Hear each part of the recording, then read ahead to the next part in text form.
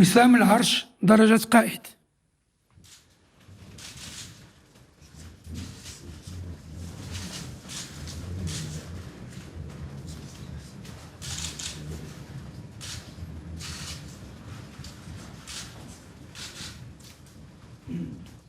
الناخب الوطني السيد وليد الركراكي.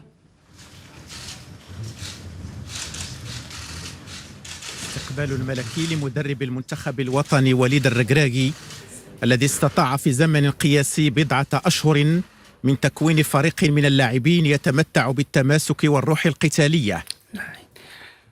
وسام العرش درجة قائد. بحرفية عالية وتنافسية قوية وغيرة وطنية صادقة وقيم إنسانية راقية أدى الفريق الوطني منافسات بطولية. اللاعبون: السيد غانم سايس محترف بنادي بشكتاش التركي. وسام العرش درجة ضابط. تكريم ملكي لعميد الفريق الوطني غانم سايس الذي أبان عن روح قيادية في مختلف مباريات المونديال التي جمعت الفريق الوطني. السيد ياسين بونو محترف بنادي اف سي سيفيل الإسباني. وسام العرش درجة ضابط. حامي عرين أسود الأطلس ياسين بونو أول حارس مرمى إفريقي يحافظ على نظافة شباكه خلال 3 مباريات. أرقام قياسية عديدة دخلت سجل مفاخر النخبة الوطنية. السيد أشرف حكيمي محترف بنادي باريس سان جيرمان الفرنسي. أشرف حكيمي وسام العرش درجة ضابط. أشرف حكيمي تجربة فريدة متفردة كمدافع يحسب له 1000 حساب وجدار منيع انكسرت أمامه كرات الخصم تباعا. وتكريم ملكي لجلالة الملك حفظه الله نصره الله. السيد نصير المزراوي محترف بنادي بايرن ميونخ الألماني. وسام العرش درجة ضابط. نصير مزراوي ذراع آخر من أذرع دفاع المنتخب الوطني الذين عزفوا على أرضية ملاعب قطر سيمفونية مجد كرة القدم المغربية. السيد سفيان أمرابط محترف بنادي فيورنتينا الإيطالي.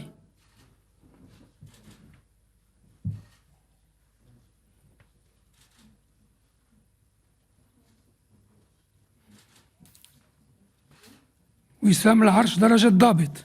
وسط الميدان سفيان مرابط وواسطة عقد المنتخب الوطني النفيس بكل عناصره المتسمة بالاحترافية العالية والتنافسية القوية كان حاضرا بقوة في المقابلات 7 لأسود الأطلس. السيد نايف أقرد محترف بنادي ويست هام الإنجليزي خريج أكاديمية محمد السادس لكرة القدم. وسام العرش درجة ضابط. المدافع نايف أقرد هو ورفاقه من أجل الوطن هانت الإصابات وحشدت الهمم فرفع العلم الوطني عاليا تهون في سبيله كل محترف بنادي المحن. تشيلسي الإنجليزي.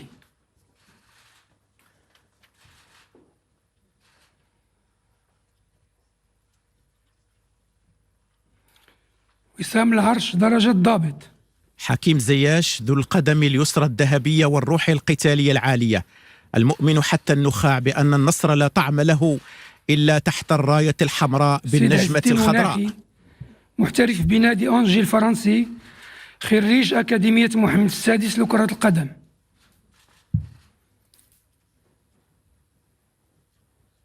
وسام العرش درجة ضابط. عز الدين ناحية الضوء الساطع في كل اتجاهات الملعب وثمرة من ثمار أكاديمية محمد السادس لكرة القدم.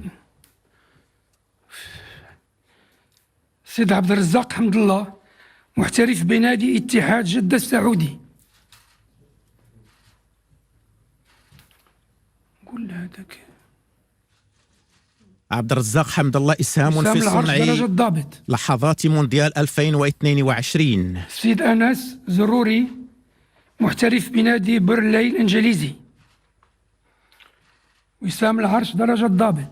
أنس زروري سواعد قوية واعدة لمنتخب قوي متماسك حقق فوزا كان حلما صار حقيقة وشرع الباب نحو عطاءات هي اليوم أحلام محترف ومفخرة. بنادي سامبدوريا الإيطالي. وسام العرش درجة ضابط. قصة نجاح كروية أخرى أضافت لسجلها صفحات مشرقة في مونديال قطر.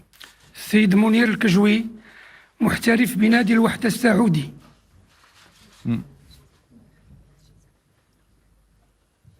وسام العرش درجة ضابط. منير الكجوي شباك مرمى ملعب التمامة ستظل شاهدة على بلائه الحسن في مباراة المغرب ضد بلجيكا. محترف بنادي كوينز بارك رانجرز الإنجليزي. وسام العرش درجة ضابط. إلياس الشاعر نصف نهائي كأس العالم كان حلما، واللعب من أجل الوطن هو الفرصة لتقديم محترف الأفضل. بنادي تولوز الفرنسي.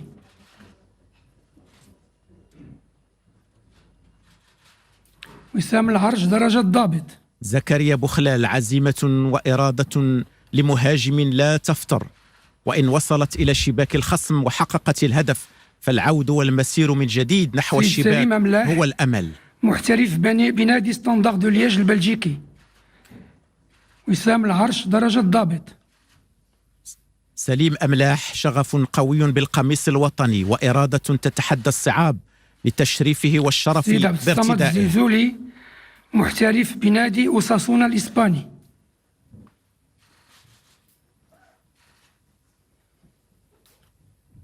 وسام العرش درجة ضابط. عبد الصمد الزلزولي إذا كان للطموح مرادف فالزلزول الشاب مرادفه، ويكاد اسمه يوازي فعله في الملاعب. محترف بنادي أنجي الفرنسي.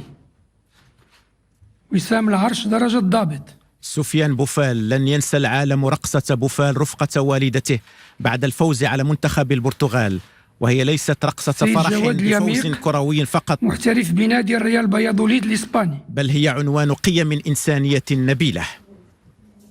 جواد اليميق.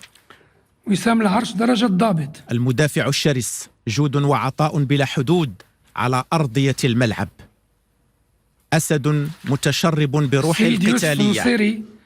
محترف بنادي FC سيفيل الإسباني، خريج أكاديمية محمد السادس لكرة القدم. وسام العرش درجة ضابط. يوسف نصيري من تربى على أرض أكاديمية محمد السادس لكرة القدم لن يرضى إلا بالنصر. سيد أشرف داري محترف بنادي ستاد بغيست الفرنسي.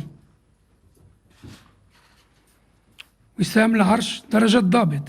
أشرف داري مسار مشرف وموهبة كروية لبت نداء الواجب الوطني. سيد وليد شديرة محترف بنادي باري الإيطالي.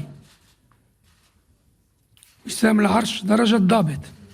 وليد شديرة مهاجم المنتخب الوطني، فخر واعتزاز بالقميص الوطني وجهد تلو جهد، فالمطلب عزيز وجسر العبور إليه مليء بالمطبات. سيد أحمد رضا التقناوتي محترف بنادي الوداد البيضاوي، خريج أكاديمية محمد السادس لكرة القدم.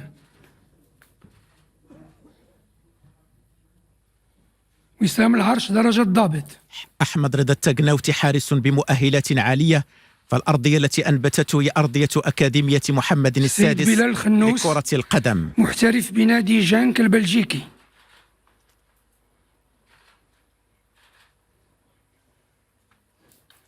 وسام العرش درجة ضابط. بلال خنوس صغير في عمره، كبير في وطنيته، عملاق في حلمه، أخلاق الكبار وعزيمة سيد الشباب. بدر بانون محترف بنادي قطر الرياضي.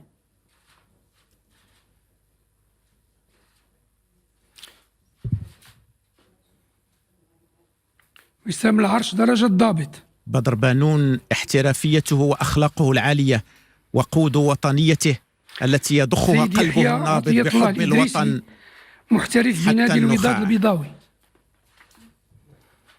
وسام العرش من درجة ضابط. يحيى عطية الله الإدريسي، لأن الهدف واحد وقبله الحلم واحد، فإن الموعد أصبح واحد أيضا، وعلى أرض واحدة تجسدت الإرادات. أخيرا السيد يحيى جبران محترف بنادي الوداد البيضاوي.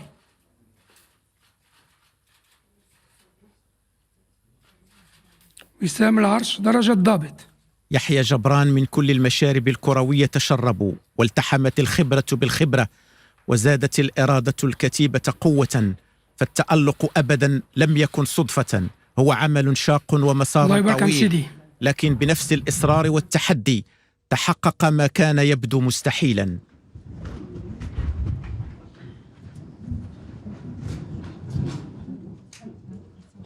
استقبال ملكي سامي يخصص لأعضاء المنتخب الوطني لكرة القدم، وجلالة الملك حفظه الله محفوفا بصاحب السمو الملكي ولي العهد الأمير مولاي الحسن، ومرفوقا بصاحب السمو الملكي الأمير مولاي رشيد، وصورة للتاريخ، تاريخ مجيد حافل بالبطولات، إنجاز تاريخي عظيم حققته النخبة الوطنية خلال نهائيات كأس العالم بقطر 2022. مسار متألق أبهر العالم، وأرقام قياسية دخلت السجل الذهبي لكرة القدم المغربية. ولن تكتمل صورة الفرح والاعتزاز هاته إلا بأمهات أنجبن رجالا أسودا حرص جلالة الملك حفظه الله على إشراكهن في هذه الملحمة الوطنية والصورة التذكارية، عربون اعتراف لما بذلنه في تربيتهم على الأخلاق العالية والإنسانية قبل الأخلاق الرياضية الكروية.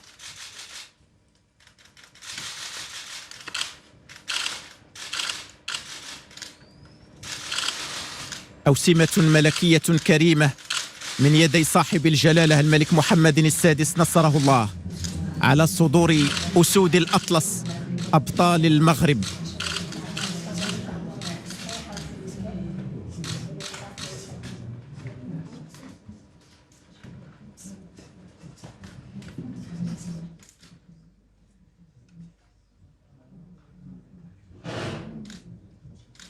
كرة القدم الوطنية قالت كلمتها في مونديال قطر 2022.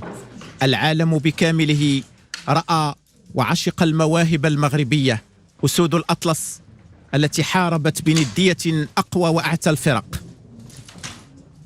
لحظة للتاريخ يقدم خلالها أسود الأطلس إلى صاحب الجلالة الملك محمد السادس نصره الله تذكارا، تعبيرا منهم عن المحبة اللامشروطة والوفاء الدائم للعرش العلوي المجيد، والامتنان للرعاية والعناية الملكية السامية التي أحاط بها جلالة الملك حفظه الله أسود الأطلس طيلة منافسات كأس العالم بقطر 2022. هو امتنان وشكر للعناية الملكية الدائمة التي يشمل بها جلالة الملك حفظه الله الرياضة والرياضيين، والتي أثمرت سياسة رشيدة رفعت من شأن الرياضة الوطنية عاليا، وحققت بفضلها مكاسب وإنجازات للتاريخ تشكل مفخرة أجيال وأجيال. هي عناية يوليها جلالة الملك حفظه الله لكافة المجالات والميادين، حرصا من جلالته على ضمان التقدم والتطور الشامل والعيش الكريم لكافة المواطنين، وضمان الصورة المشرفة اللائقة بمغرب التاريخ، مغرب الأمجاد والإنجازات العظيمة.